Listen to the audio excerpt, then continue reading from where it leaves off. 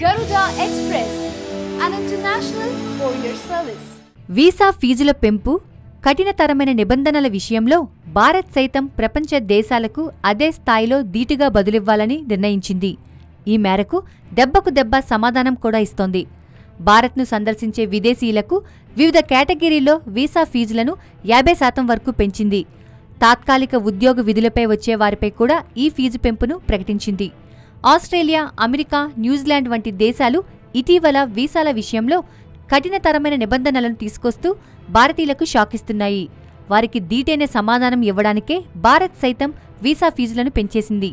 America, Canada, UK, Israel, Iran, UAE దేశస్థులకు వివిధ కేటగిరీల్లో భారత్ ఇప్పటికే ఫీజులు పెంచిన విషయం తెలిసిందే.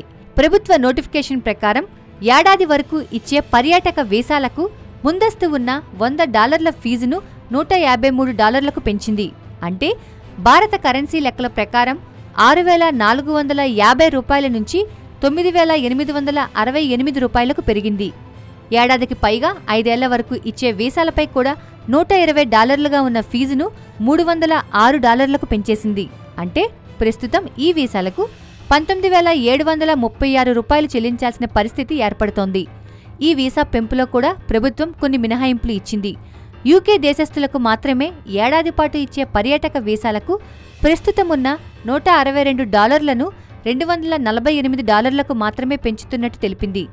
5 ఏళ్లకు ఇచ్చే వీసాలకు కూడా $484 నుంచి $741కు పెంచుతున్నట్టు చెప్పింది.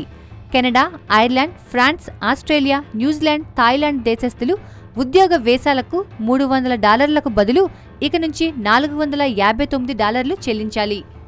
వ్యాపార వృద్ధిలో లోటు, పరిశ్రమల స్థాపన లేకపోవడం, నవతరం కంపెనీల కొరత వంటి అంశాలు ఇందుకు ప్రధాన కారణమని పేర్కొంది. మీడియా, ఎంటర్టైన్మెంట్లో ఉద్యోగాల వృద్ధితో పాటు ఏ రంగాలు ఎక్కువగా వృద్ధి చెందుతున్నాయో టీమ్లిస్ సర్వే వెల్లడించింది. దేశంలోని 8 ప్రధాన నగరాల్లో 16 రంగాల వృద్ధిని విశ్లేషించింది.